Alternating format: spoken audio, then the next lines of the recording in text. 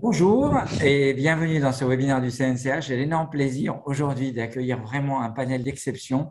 Je remercie vraiment infiniment mon comodérateur et nos orateurs aujourd'hui d'être avec nous aujourd'hui pour parler, pour vous apporter de la valeur en vous donnant sur cette courte période les points clés à retenir et essayer de répondre à vos questions. N'hésitez pas à poser vos questions au niveau, il y a un onglet discussion, donc n'hésitez pas à poser vos questions et nos orateurs auront le plaisir d'y répondre. J'ai l'énorme plaisir et honneur de co-modérer cette session avec le professeur Bernard Young de Bichard. J'ai l'énorme plaisir de retrouver le professeur Alec Vahagnan qui m'a connu dans son service quand j'étais bébé cardiologue, qui m'a tiré pas mal les oreilles. Et c'est pour moi un énorme honneur d'être avec lui aujourd'hui et d'accueillir avec moi le professeur Christophe Tribouillois pour cette session. Tout de suite, sans plus attendre, je passe la parole à Bernard Young qui va introduire le topo suivant. Merci beaucoup encore. Merci Walid. Comme tu dis, c'est un peu des retrouvailles puisque effectivement, on a travaillé ensemble à Bichat il y a déjà assez longtemps. Donc c'est un plaisir d'être parmi vous ce soir. Donc on a quatre topos sur les généralités, la prise en charge des patients asymptomatiques, les interventions et les traitements antithrombotiques. On a choisi de vous donner la parole pour les questions après chaque intervention parce que les sujets sont quand même assez différents.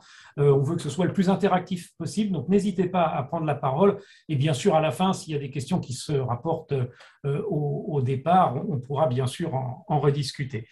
Sans plus attendre, j'ai le plaisir d'introduire Alec Vahagnan pour les questions, les généralités de ces recommandations. Donc, un topo un petit peu introductif.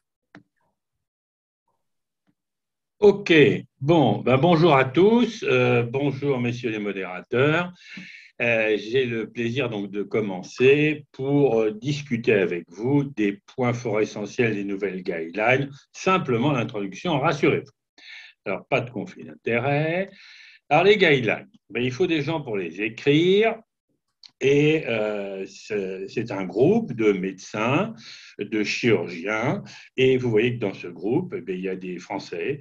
Il y avait Christophe, il y avait Martine Gillard, moi j'ai participé. Et puis nous surveillons de loin Bernard, qui a été essentiel au moment de la revue. Donc un groupe médico-chirurgical, il faudra en tenir compte. Les messages essentiels et les nouveautés, on va parler que de ça, sont listés sur cette diapo et moi je me contenterai de parler de l'évaluation avant une intervention. Et bien, qu'est-ce qu'on a dit? On a dit pour commencer qu'il fallait qu'elle soit centrée sur le patient. Alors pourquoi on a dit ça? Christophe se souvient. Eh bien, c'est pour pacifier un petit peu les discussions médico-chirurgicales. Il ne faut pas que les chirurgiens veuillent opérer tout le monde. Il ne faut pas que les interventionnels veulent faire du TAVI ou du mitraclip à tout le monde. Il faut appréhender le patient avec toutes ses facettes extrêmement variées. Et il faut aussi que le patient soit très impliqué. Le deuxième point sur lequel on a beaucoup insisté, c'est l'importance des centres experts en valvulopathie qui travaillent bien sûr avec les médecins, cardiologues référents et les généralistes. Alors, quelques mots sur ce que doit être un centre expert en valvulopathie. Là, c'est un centre dans lequel il doit y avoir de la cardiologie et de la chirurgie cardiaque sur place. Pas tellement pour les urgences de cardiologie interventionnelle, mais surtout parce que dans ces centres médico-chirurgicaux, tout le monde a l'habitude de voir des valvulopathies et le diagnostic et la prise en charge est bien mieux faite que dans des centres qui n'en ont pas l'habitude.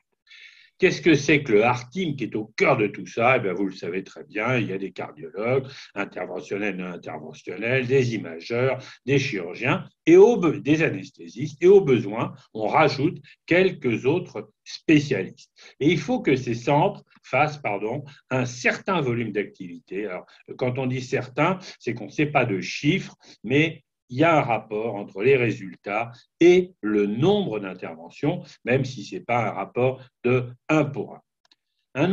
Une autre chose qui est extrêmement importante dans ces centres experts, c'est qu'il faut qu'ils s'auto-évaluent de façon continue, s'auto-évaluer au niveau du centre, mais aussi participer au registre. En France, vous savez qu'on a d'excellents registres dans ce domaine, avec les registres européens. Alors, revenons un peu à la diapo. Que nous dit cette diapo? C'est que d'abord, il faut être clinicien, c'est-à-dire qu'il faut voir si le patient a des symptômes et si ces symptômes sont liés à la valvulopathie. Ça, c'est très important. Et il faut faire des tests d'effort si le malade se proclame asymptomatique. C'est très peu fait, malheureusement, en pratique. Ensuite, il faut regarder la valve.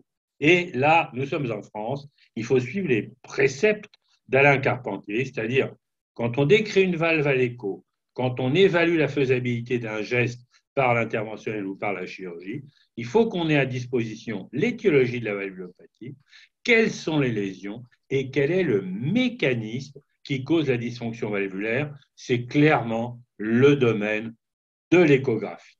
Ensuite, il faut évaluer la sévérité de la valvulopathie. Là aussi, c'est essentiellement l'écho en intégrant tous les moyens de mesure. Il n'y a jamais un critère qui emporte absolument et seul la décision, c'est l'intégration. On associe dans certains cas, bien sûr, le scanner, l'IRM, etc. Alors, je dois un petit peu juste revenir là-dessus pour dire qu'on a changé un seul critère de sévérité par rapport aux guidelines précédentes, c'est pour l'insuffisance mitrale secondaire. Et en gros, on a aligné les seuils de l'insuffisance mitrale secondaire sur la primaire. Pourquoi avons-nous fait ça? Eh bien, c'est surtout pas pour dire que quelqu'un qui a une IM secondaire, qui a un EROA de 0,2, n'a pas un mauvais pronostic. C'est mauvais d'avoir une IM dans ce cas-là, mais la correction de l'IM ne changera pas le devenir du malade. Donc, c'est ça qu'on a voulu dire en changeant ces seuils, comme nos amis nord-américains d'ailleurs. Alors, après avoir vu l'écho, on doit aussi se poser la question de savoir quelle est l'espérance de vie du malade, quelles sont les comorbidités.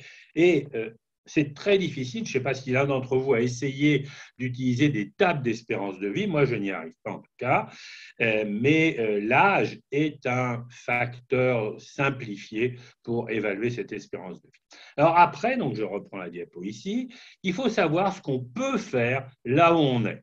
En France, on a beaucoup de chance, on ne le sait pas assez, mais on a beaucoup de chance parce qu'on peut un peu tout faire. Par contre, si on est dans d'autres pays d'Europe, par exemple dans l'ancienne Europe de l'Est, a fortiori, si on est en Afrique, en Inde, etc., on ne peut pas tout faire, très loin de là. Il faut ensuite voir si les bénéfices l'emportent sur les risques, et ça c'est classique, c'est essentiel au début chez les patients asymptomatiques, c'est aussi essentiel chez les malades très évolués. Après, on va voir et décider, enfin proposer des options thérapeutiques sur les données cliniques, mais aussi, absolument très important, sur les données anatomiques et les données qui vont conditionner le résultat d'une procédure ou l'autre. Donc, c'est toujours une approche multifactorielle. Et puis, on va livrer toutes ces informations au patient pour voir un petit peu ce qu'il espère, de quoi il a envie. Donc, l'implication du patient, ce n'est pas seulement signer une feuille de consentement informé, c'est participer à toute la discussion et avoir vraiment pu peser le pour et le contre avec nous. Et ensuite, le Heart Team va prendre sa décision. Donc, pour synthétiser, le Heart Team est et reste essentiel. Les centres experts dans les valvulopathies sont aussi très importants. L'évaluation du patient doit être centrée sur le patient. On doit regarder toutes ses caractéristiques, les analyser. C'est très compliqué de prendre ces décisions. Enfin, on a changé une définition, c'est celle de la sévérité de l'insuffisance mitrale secondaire. Voilà, je vous remercie. Merci beaucoup, Alex. J'ai beaucoup aimé la partie évaluation clinique, puisque c'était mon souvenir de mon passage à Bichat sur l'importance de l'interrogatoire et de l'auscultation, et qui permettent des fois même de corriger des diagnostics échographiques. Donc, c'était une de mes leçons de mon stage à Bichat. En tout cas, c'était très, très clair. J'ai beaucoup aimé aussi le côté de l'évaluation du risque. C'est pas facile. Est-ce qu'il y a un score qui est recommandé? Est-ce que c'est l'Euroscore comme pour les coronaires ou non? Alors écoute, Bernard est beaucoup plus compétent que moi, mais il n'y a pas de score magique. Hein. Il ne faut pas se dire à l'inverse, simplement, c'est en regardant le patient, lui serrer la main, en lui serrant la main que je vais faire mon affaire. C'est quand même très important de serrer la main et de regarder le patient. Le côté tactile est très, très important pour lui. Mais il faut combiner. Alors, l'évaluation du risque chirurgical, effectivement, l'Euroscore 2 et qu'on utilise plus que le STS score sont un petit peu les références, mais avec d'autres facteurs qu'on a détaillés dans les guidelines, Bernard va le montrer sur une de ses diapos, il faut tenir compte donc de toutes les variables de fragilité, etc., etc. Et à côté de ça, ce n'est pas dans les scores, c'est des variables anatomiques et aussi, puisqu'on va faire une procédure, qu'elle soit chirurgicale ou interventionnelle, des facteurs qui vont indiquer la procédure. Si on a une irradiation thoracique pour un Hodgkin traité il y a 40 ans, ça, c'est vraiment pas bon pour la chirurgie et ça ne sera pas évident dans les scores classiques. Donc, multifactoriel. Parfait. Est-ce qu'il y a des questions dans l'audience sur Pour le moment, pas beaucoup de questions dans l'audience, donc n'hésitez pas, osez à poser vos questions. On essaiera avec Bernard de les transmettre. Je te propose, Bernard, d'enchaîner. Eh bien, on va d'emblée continuer avec plaisir. J'ai le plaisir d'introduire mon ami Christophe Triboulois qui va évoquer un chapitre qui, par expérience, suscite toujours beaucoup de débats, qui sont les indications chez les patients asymptomatiques. Avec le développement de l'échographie, on a de plus en plus de patients pris en charge au stade asymptomatique. Alors, que faire? Christophe, tu vas tout nous dire. Merci Bernard. Donc, on va discuter de la prise en charge de ces patients asymptomatiques, en particulier pour le rétrécissement aortique, l'insuffisance mitrale et l'insuffisance aortique. Donc, je n'ai pas de conflit d'intérêt. Alors, le premier point, et Alec vient d'insister, est de vérifier que le patient est réellement asymptomatique. Ce n'est pas toujours facile. Un bon interrogatoire et, si possible, une évaluation à l'effort, comme l'a dit Alec. Et chez ces patients asymptomatiques, comme l'a dit aussi Alec, fondamental d'évaluer le risque opératoire si on discute une chirurgie et de discuter avec le patient, connaître son avis. Alors, on commence par le rétrécissement aortique. Alors, il y a quelques données rapportées par différents articles dans la littérature qui soulignaient récemment que dans le rétrécissement aortique serré à fraction d'éjection préservée, eh bien, quand on n'opérait pas les patients, il y avait des groupes à risque que sont les patients à gauche avec fraction d'éjection entre 50 et 55%. Vous voyez une surmortalité ici en l'absence de chirurgie. Des travaux qui montraient que les patients qui avaient une vitesse maximale aortique supérieure à 5 mètres par seconde avaient finalement un pronostic aussi péjoratif que les patients qui avaient une vitesse supérieure à 5,5 mètres par seconde, qui était considéré comme le seuil de haute sévérité auparavant, et puis qu'un gradient supérieur à 60 était un marqueur de risque pour la mortalité. Alors, les recommandations ont évolué dans ce sens, et vous voyez que ce qu'il y a de nouveau pour les experts en 2021 chez ces patients asymptomatiques qui ont une FE supérieure à 55% et un test d'effort bon, un risque opératoire bas, eh bien, on peut considérer la chirurgie, c'est une recommandation de classe 2A, quand la vitesse maximale dépasse 5 mètres par seconde, avant c'était 5,5 mètres par seconde, ou un gradient moyen qui dépasse 60 mm de mercure. Autre nouveauté, on conserve l'indication de classe 2A associant chez ces patients asymptomatiques calcification sévère et progression rapide, mais maintenant les calcifications doivent être évaluées par scanner quand c'est possible, par calcul du score valvulaire calcique qui est beaucoup plus précis que l'échocardiographie dans ce domaine. Alors en termes de fraction d'éjection, on avait l'indication classique classe 1 pour les FEVG inférieurs à 50% chez ces patients asymptomatiques, situation finalement très rare, et apparaît une nouvelle recommandation, classe 2A, quand la fraction d'éjection est inférieure à 55%, donc entre 50 et 55%, à condition qu'on attribue cette diminution de la fraction d'éjection au rétrécissement aortique. Une recommandation a été retirée chez ces patients asymptomatiques. C'est une pression artérielle pulmonaire de repos de plus de 60 mm Hg en systole. Pourquoi? Deux raisons essentielles. Finalement, c'est rare d'avoir un patient avec un rétrécissement aortique serré et une élévation de la pression pulmonaire qui est réellement asymptomatique. Et puis, deuxièmement, dans cette population de patients relativement âgés, il est dur d'attribuer de manière certaine l'élévation de la pression artérielle pulmonaire systolique au rétrécissement aortique. Là, un petit rappel, mais très bref parce que ce n'est pas nouveau pour ces rétrécissements aortiques. La classe 1 qui demeure FE inférieur à 50%, on en a dit un mot. Les faux asymptomatiques révélés par l'épreuve d'effort, comme l'a dit Alec, ça c'est une classe 1 pour considérer la chirurgie, et puis une classe 2A très importante si la pression artérielle chute au cours du test d'effort de plus de 20 mm de mercure. On passe maintenant à l'insuffisance aortique. Donc, on a vu une tendance à opérer un peu plus tôt les patients asymptomatiques pour le rétrécissement aortique, et on va retrouver cette même tendance pour l'insuffisance aortique, on le verra ensuite pour l'insuffisance mitrale. Alors, des travaux intéressants, relativement récents dans l'insuffisance aortique, qui ont montré que finalement, chez les patients avec insuffisance aortique importante, grade 3 ou 4, qui n'étaient pas opérés, eh bien, des travaux ont montré, vous voyez, qu'il y avait une surmortalité quand le diamètre télésystolique indexé à la surface corporelle excédait 20 mm par mètre carré de surface corporelle. Ça, c'est un travail de la Cleveland, je ne détaille pas, et deux autres travaux. Le premier par la Mayo Clinique, l'équipe de la Mayo, le second par l'équipe de Bruxelles, donc deux équipes vraiment réputées dans le domaine des valvulopathies, qui vont dans le même sens, qui ont aussi montré une surmortalité quand on atteignait 20 ou 22 mm par mètre carré de surface corporelle au cours du suivi, ou quand la fraction d'éjection descendait en dessous de 55%.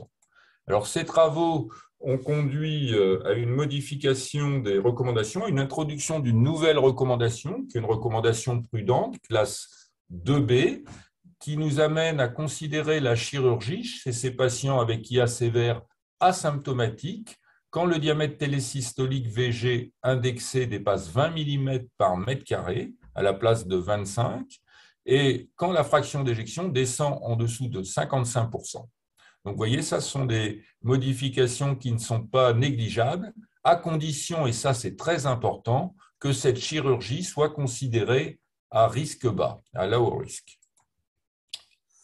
Autre modification dans l'insuffisance aortique sévère, toujours sur le ventricule gauche, auparavant, un diamètre télésystolique indexé de plus de 25 mm par mètre carré est une recommandation de classe 2A.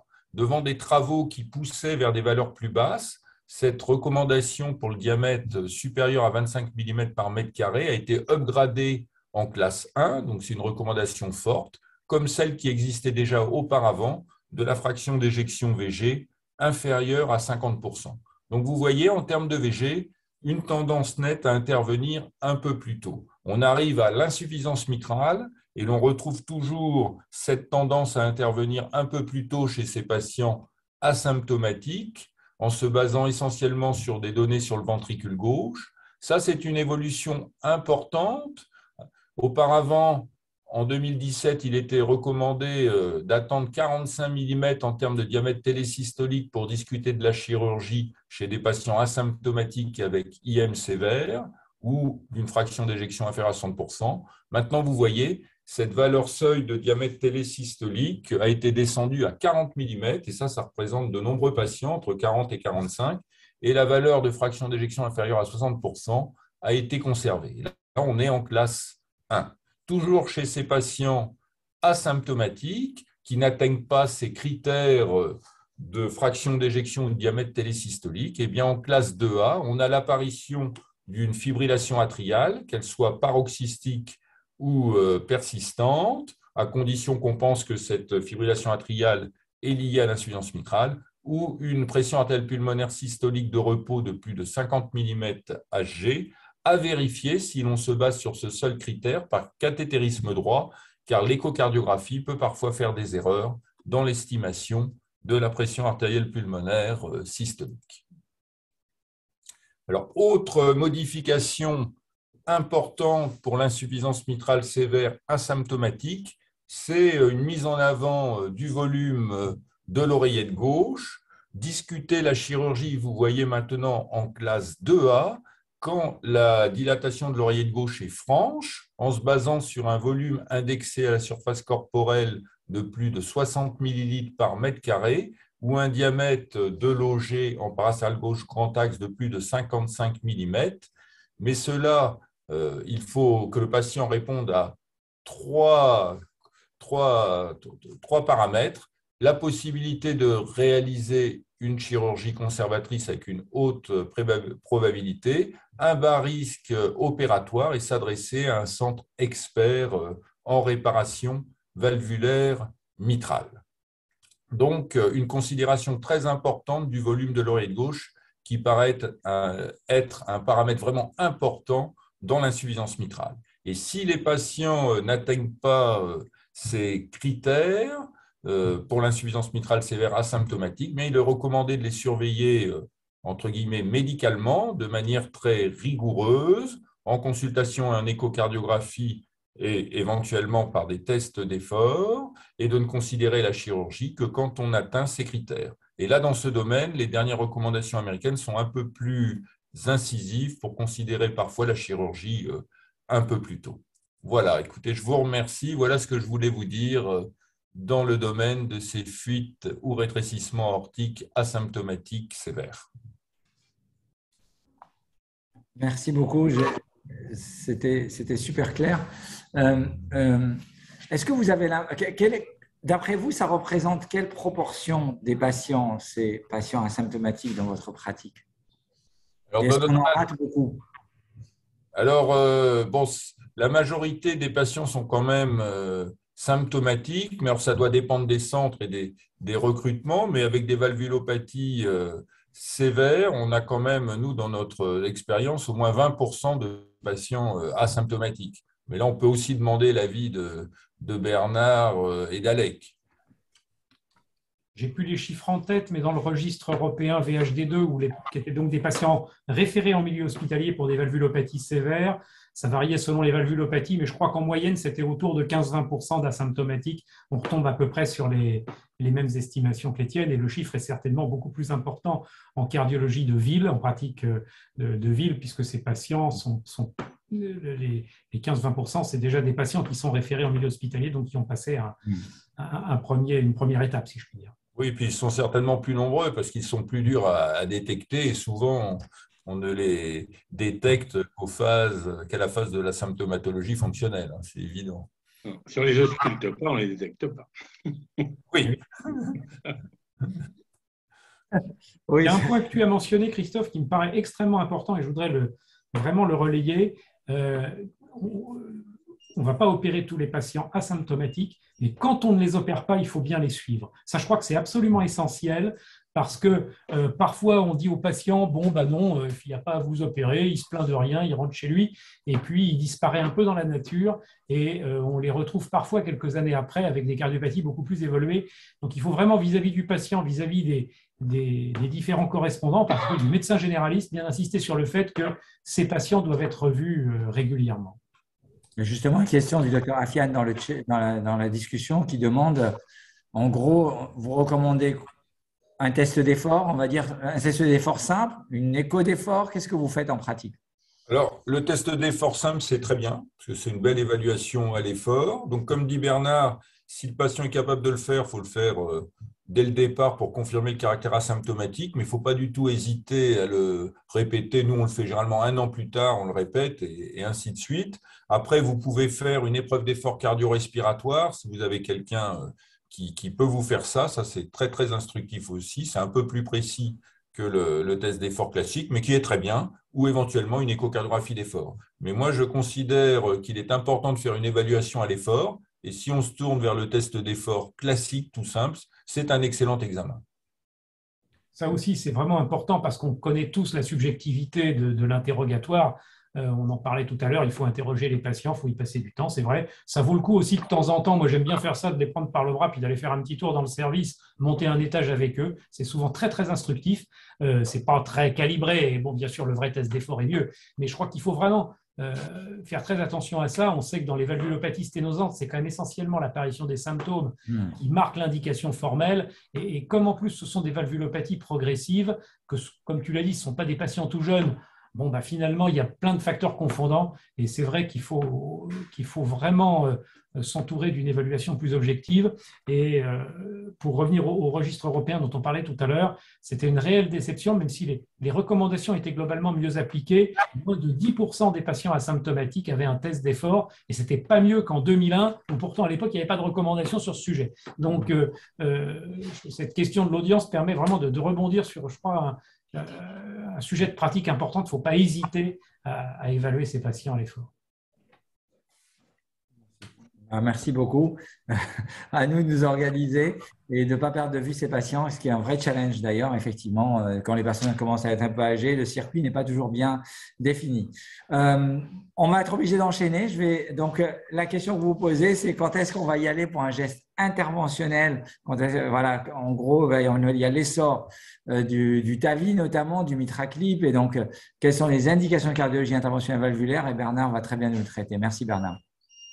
Merci Walid. Je vous prie d'excuser l'absence de Martine Gillard qui n'a pas pu être avec nous ce soir et qui gentiment m'a passé son topo qui était prêt.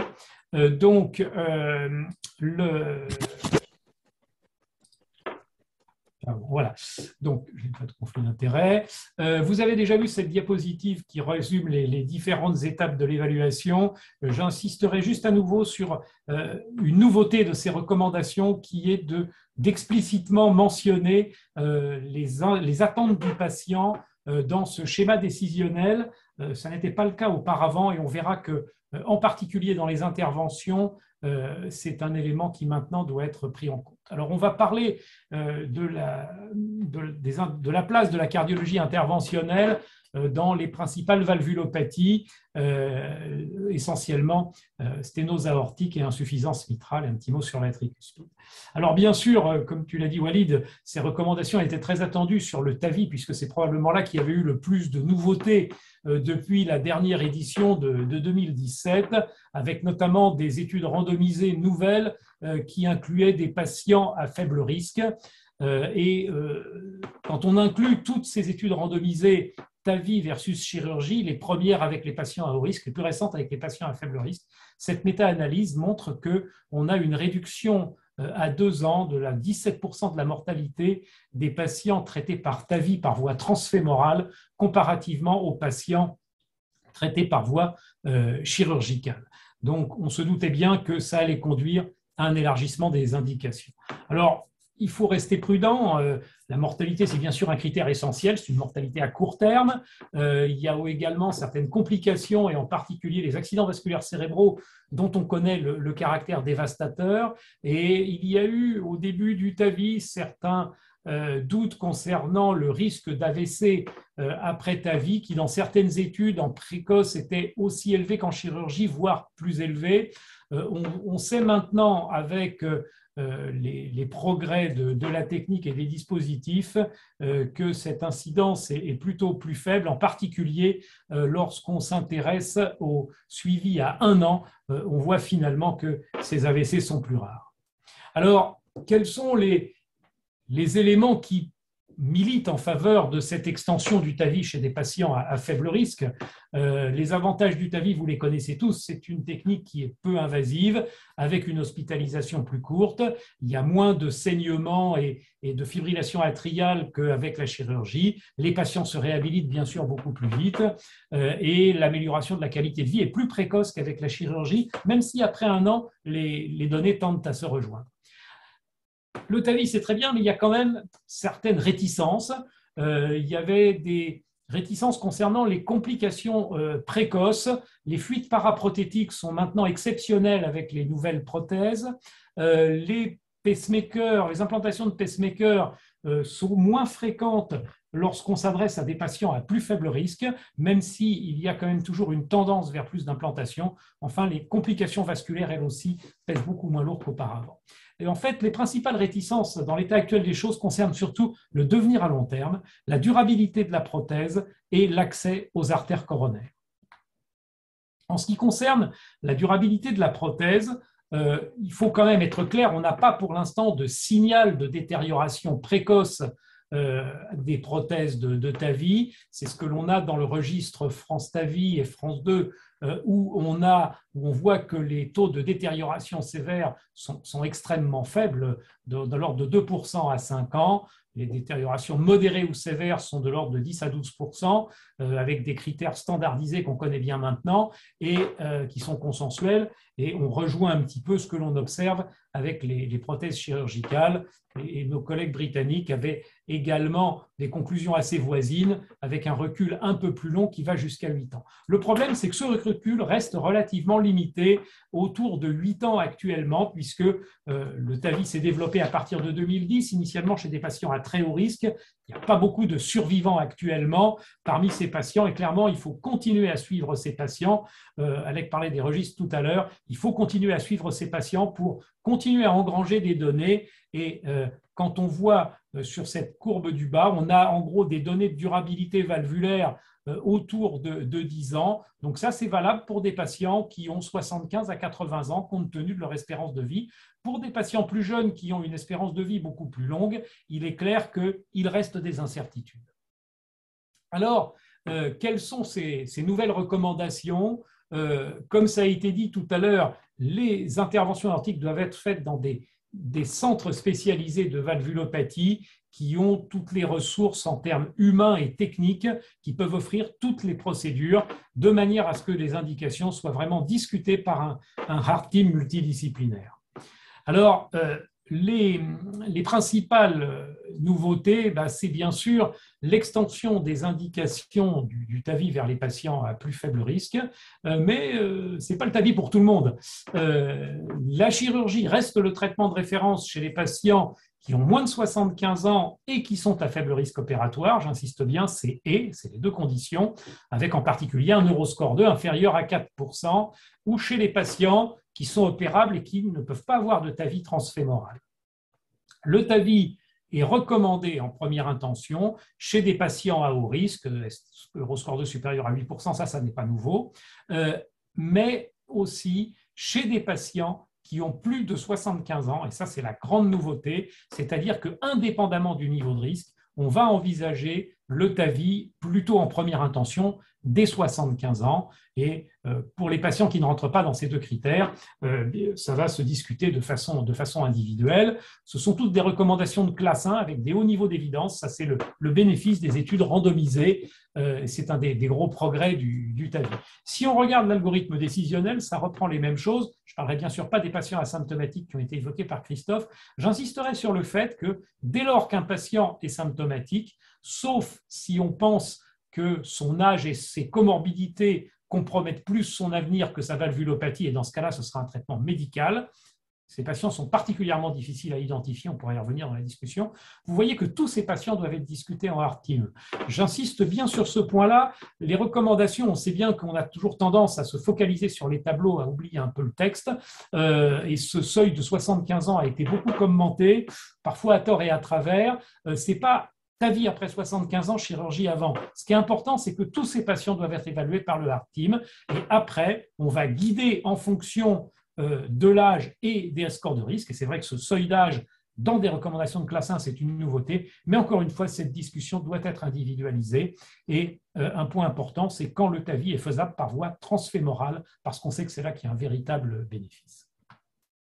Alors, cette discussion, elle doit être individualisée et ces tables l'expliquent particulièrement bien. Ce sont les tables des recommandations. Vous voyez qu'il y a tout un ensemble de facteurs qui vont plutôt favoriser le TAVI, plutôt favoriser la chirurgie. On ne va pas les détailler un par un, faute de temps, mais encore une fois, ça illustre ce côté multifactoriel de la décision. Ça n'est pas un âge, ça n'est pas un score de risque isolément, c'est la prise en compte de tous ces facteurs par l'équipe multidisciplinaire.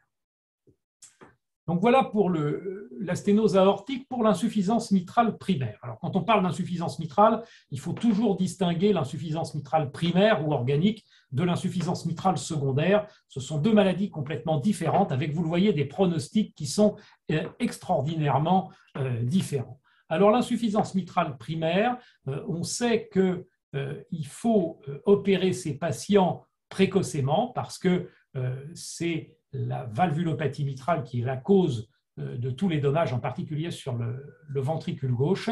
Et ce que l'on sait à partir de différentes études, une étude nord-américaine en population générale, le registre VHD2 dont on a déjà parlé, c'est que finalement, ces patients lorsqu'il y a une intervention, eh bien, sont de plus en plus souvent opérés font de plus en plus souvent appel aux techniques interventionnelles, mais surtout, finalement, ils sont souvent traités médicalement. Là, c'est des chiffres sur la population tout venant, mais même si on voit les patients qui avaient des recommandations formelles, des indications de classe 1, il n'y a que 70% des patients dans le registre VHD2 qui avaient une indication d'intervention retenue. Donc, il y a probablement des progrès à faire. Alors, pour l'insuffisance mitrale primaire, si les patients sont symptomatiques, encore une fois, à la place du Heart Team, si les patients ne vont tirer au bénéfice d'aucune procédure, ce sera un traitement médical, un traitement palliatif.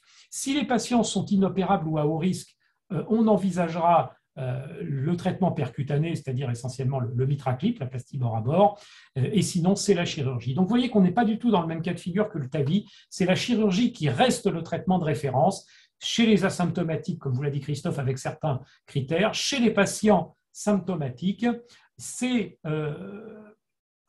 la plastie mitrale qui est la technique de choix lorsqu'elle est faisable sur les données anatomiques, et vous voyez que les techniques percutanées ne sont une alternative en classe 2B, donc maybe consider, une recommandation un peu faible, même si c'est un niveau d'évidence B, chez des patients qui sont à haut risque ou inopérables, on n'est pas sur le même plan. Pour les insuffisances mitrales secondaires, là, c'est une maladie complètement différente. On devrait dire, même si ce n'est pas une valvulopathie, c'est la conséquence valvulaire d'une maladie du myocarde. C'est le myocarde qui est malade, et comme le remodelage ventriculaire gauche tire sur les valves, il y a une fuite. On sait que cette fuite aggrave le pronostic des patients. C'est pour ça qu'elle mérite quand même d'être individualisée. Alors, on attendait beaucoup les études randomisées sur le MitraClip dans l'insuffisance mitrale secondaire. Elles sont arrivées en 2018 et malheureusement, elles n'ont pas clos le débat, bien au contraire, puisque vous le savez, il y a eu 2 études randomisées. L'étude française MITRA-FR qui n'a pas montré de bénéfice jusqu'à 2 ans sur un critère composite de décès ou d'hospitalisation pour insuffisance cardiaque, alors que l'étude COAPT nord-américaine sur des critères différents d'hospitalisation cumulée pour insuffisance cardiaque montrait un bénéfice très significatif. Ça a fait couler beaucoup d'encre. L'explication la plus fréquemment retenue, ce sont des critères d'inclusion qui ont conduit à des populations qui étaient différentes. Vous le voyez, dans COAPT, les patients avaient des insuffisances mitrales plus sévères et avaient des ventricules gauches qui étaient moins remodelés, moins dilatés. C'est particulièrement net si on regarde le graphique sur la droite. Vous voyez qu'il y avait beaucoup plus de patients avec des insuffisances mitrales qu'on qualifierait plus de modérées actuellement dans MITRA-FR et beaucoup plus de régurgitation sévère dans COAPT. Alex Vaillant vous en a parlé tout à l'heure. Les critères de quantification ont évolué dans l'insuffisance mitrale secondaire, en grande partie en fonction des résultats de ces 2 études qui ont montré que même si pour des seuils de 20 mm² le pronostic est moins bon, ça n'est qu'à partir de 30-40 mm² qu'on a l'impression que les interventions sont bénéfiques. Donc, un point important de ces recommandations, et là sur lequel au moins tout le monde est d'accord de part et d'autre de l'Atlantique, c'est que l'intervention ne doit être discutée que si les patients ont un traitement médical optimisé. C'est très important parce qu'on sait qu'en pratique, c'est encore trop peu souvent le cas.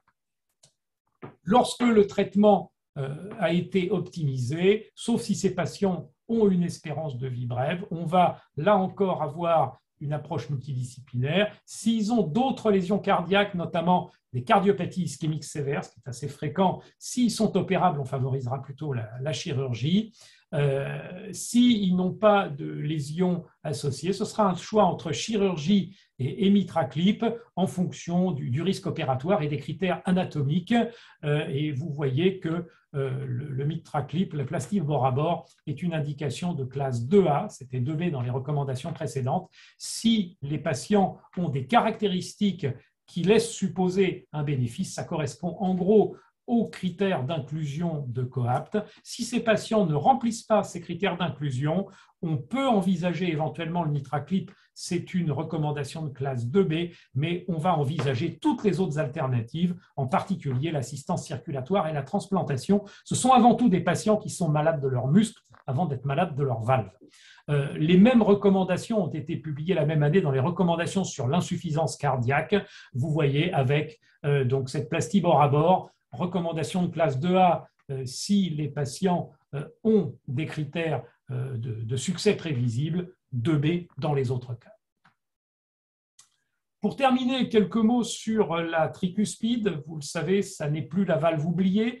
Ça l'a été pendant trop longtemps. Et une nouveauté des recommandations européennes était l'entrée des techniques percutanées dans le traitement des insuffisances tricuspides secondaires. Ça n'est qu'une recommandation de classe 2B. On a beaucoup moins de recul qu'avec le traitement du rétrécissement aortique ou de l'insuffisance mitrale.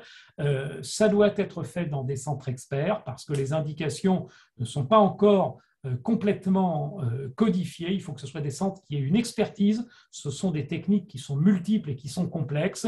Si on regarde cette revue récente, vous voyez qu'il y a de multiples approches pour traiter la tricuspide de façon percutanée, des techniques de clip qui s'apparentent au mitraclip, des techniques d'annuloplastie, des techniques plus palliatives qui s'adressent à la veine cave inférieure et supérieure, et puis le remplacement tricuspide complet qui est encore au tout début de son expérience. Donc vous voyez beaucoup de techniques avec des propositions de sélectionner ces différents dispositifs en fonction du mécanisme de la fuite tricuspide et des caractéristiques anatomiques. Ça illustre bien la complexité du choix et de la mise en œuvre. On sait qu'il y a un certain nombre de techniques qui ont été rapidement abandonnées. Donc on est vraiment au début de l'aventure et j'attire quand même votre attention sur le traitement tricuspide du traitement percutané des insuffisances tricuspides secondaires qui actuellement se fait dans le cadre de l'étude randomisée française TRIFR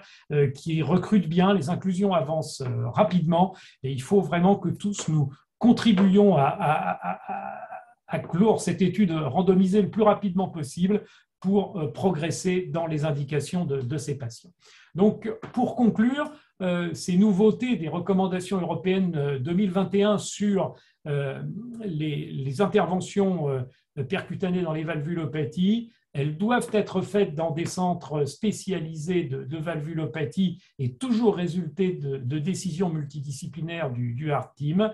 Le TAVI peut désormais être envisagé chez les patients de plus de 75 ans, indépendamment de toute considération de risque. On a vu que de multiples critères doivent être pris en compte, et ça, c'est très clairement la principale nouveauté, et elle est très importante, parce que si on regarde la prévalence du rétrécissement aortique, les plus de 75 ans, c'est l'immense majorité des patients. La plastie mitrale bord à bord, le mitraclip, dans les insuffisances mitrales secondaires, recommandation de classe 2H chez les patients qui, pour résumer de façon très lapidaire, ont des grosses fuites mitrales et des ventricules gauches pas trop malades.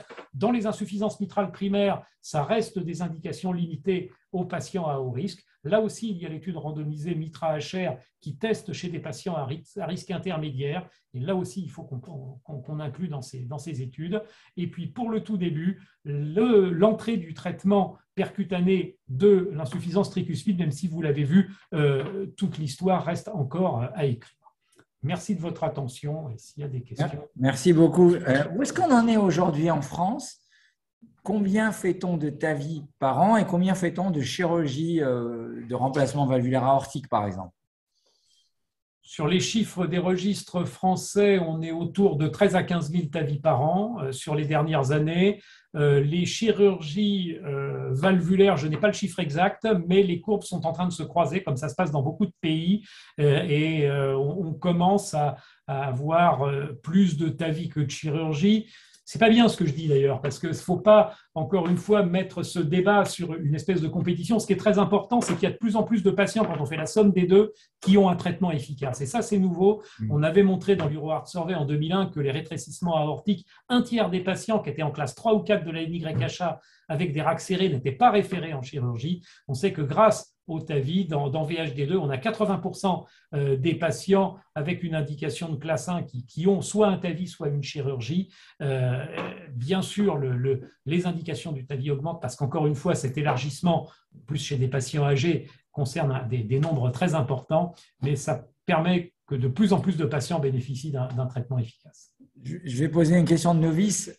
Classiquement, moi, on m'avait expliqué que la valve du TAVI est plus chère que la valve classique en chirurgie, en tout cas quand on fait des devis, par exemple pour des patients payants.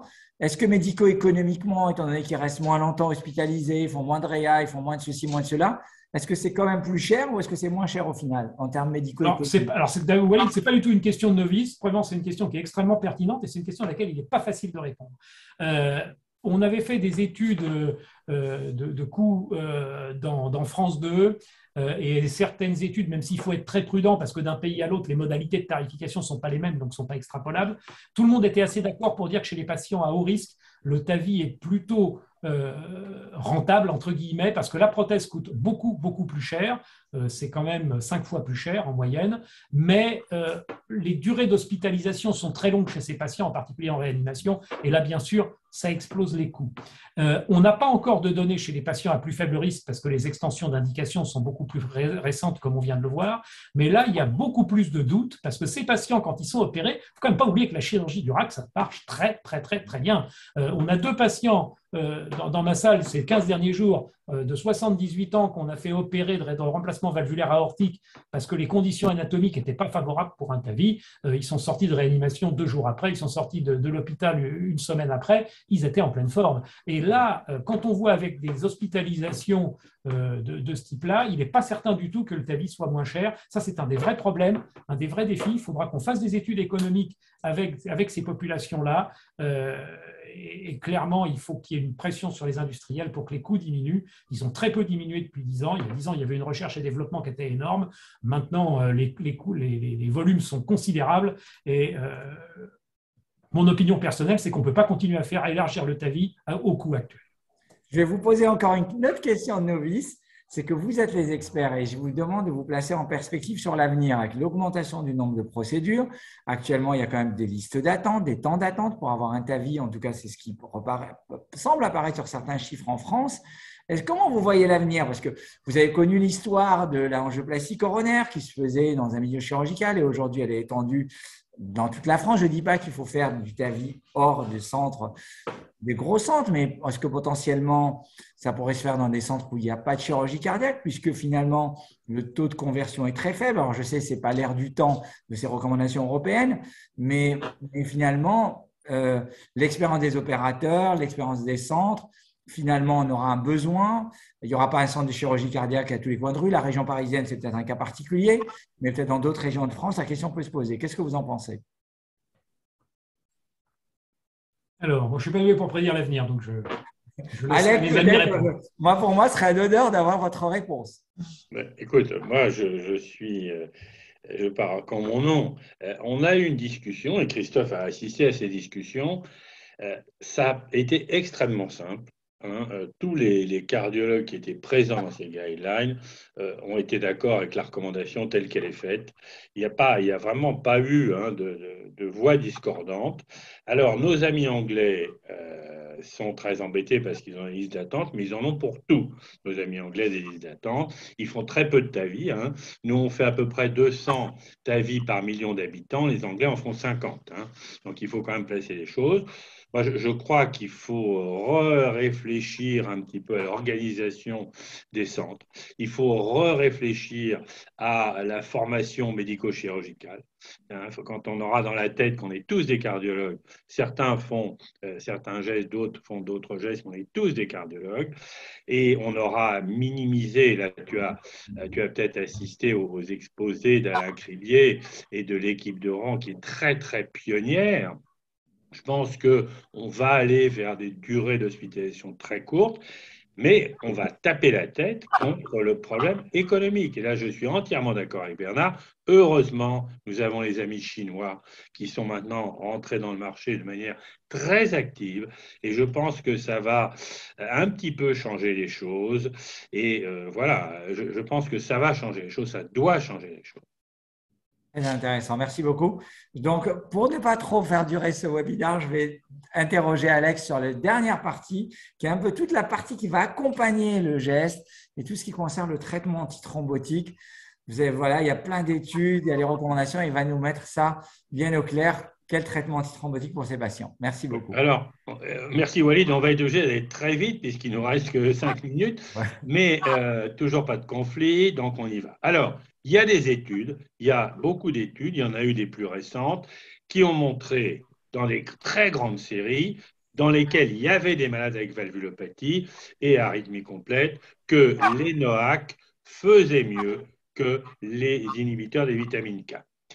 Il y a une étude chirurgicale, et oui, ça peut exister quand même, randomisée, l'étude Laos, qui est très intéressante, qui a regardé des patients qui étaient opérés, qui avaient un risque thrombotique élevé, et ils ont comparé les gens qui avaient une occlusion de l'auricule à pas d'occlusion, et ça donne un bénéfice en faveur de faire ce geste complémentaire qui a un coût tout de même.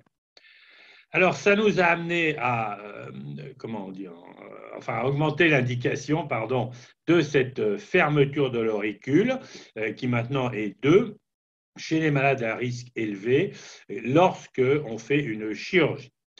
Les NOAC, avant, c'était doit être envisagé. Maintenant, c'est recommandé dans les valvulopathies natives, sauf dans la sténose mitrale, où il y a des études en cours, mais ces malades avec sténose mitrale n'étaient pas inclus dans les études dont je vous ai parlé. Le remplacement chirurgical par bioprothèse, alors ça, c'est la discussion dans tous les comités des guidelines. Une fois on conclut qu'il vaut mieux donner des anticoagulants, une fois on conclut qu'il vaut mieux donner de l'aspirine pour les premiers mois, il y a une petite étude randomisée qui est sortie, qui a montré que ça faisait jeu égal, et ça nous a bien arrangé. Il y a une autre étude brésilienne dans les bioprothèses mitrales chez les malades en arythmie, qui comprenait un certain nombre de malades qui avaient été traités dans les 3 premiers mois, ce n'était pas la majorité, loin de là, et qui montrait un avantage du rivaroxaban par rapport à la warfarine. Alors, qu'est-ce qu'on a mis dans les guidelines? Eh bien, on a mis, comme nos amis américains, après 3 mois, après un remplacement valvulaire par bioprothèse, chez les malades en arythmie, on préconise les NOAC. Dans les 3 premiers mois, sur les bioprothèses aortiques, vous faites ce que vous voulez, ou bien petite dose d'aspirine, ou bien vitamine K. Qu'est-ce que vous faites dans les 3 premiers mois autrement? Eh bien, ça, on a mis un silence tout à fait, voilà. Et si vous avez une bioprothèse mitrale, eh bien, on a dit qu'on pouvait effectivement commencer ces NOAC plus tôt, mais il faut faire attention, on n'a mis qu'un 2B, parce que les malades de l'étude brésilienne ne sont pas les malades qu'on voit en France, ils sont beaucoup plus jeunes. Alors, le TAVI, eh bien, on a eu de Hollande les 2 études populaires. La première qui montre que si on a quelqu'un qui est sous anticoagulant, rajouter du clopidogrel après un TAVI, ce n'est pas une bonne idée. Qui montre que si quelqu'un n'a pas d'anticoagulant, eh bien, il faut donner un seul antiagrégant plaquettaire et pas 2, comme on avait l'habitude de le faire. Il y a les NOAC. Alors, les NOAC, lorsqu'on a écrit ces guidelines, on n'avait que l'étude Galileo, qui n'était pas positive et même qui entraînait des complications, qui a été donc arrêtée. Depuis les guidelines, il y a 2 études, l'étude Envisage avec l'edoxaban, qui n'a pas montré d'infériorité au NOAC. Par contre, il y a plus de saignement. Et enfin, la très bonne étude française, Atlantis, beaucoup plus pragmatique, qui n'a pas montré de supériorité pour les NOAC, certes, mais qui a montré une équivalence d'efficacité et qui n'a pas montré plus de saignement. Donc voilà où on en est. Alors comment on a conclu dans les guidelines? Un seul antiagrégant après le TAVI, ne pas donner d'anticoagulant chez les malades qui n'en ont pas besoin pour une autre raison, Enfin, dans les cas où on a un malade qui a un TAVI, le gradient monte, les valves s'épaississent et on a des valves qui bougent moins bien, eh bien, il faut bien sûr anticoaguler ces malades, au moins jusqu'à la normalisation des images et assez longtemps si le malade n'est pas à risque. Alors, qu'est-ce qu'on conclut de ce topo extrêmement rapide?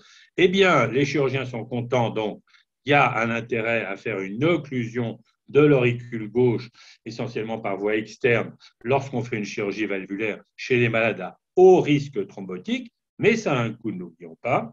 Il y a une large prédominance de l'utilisation des NOAC par rapport aux antivitamines K dans les valvulopathies natives, sauf le RM, et après les remplacements valvulaires. Enfin, si on fait un TAVI, un seul antiagrégant est préféré à 2 antiagrégants. Voilà.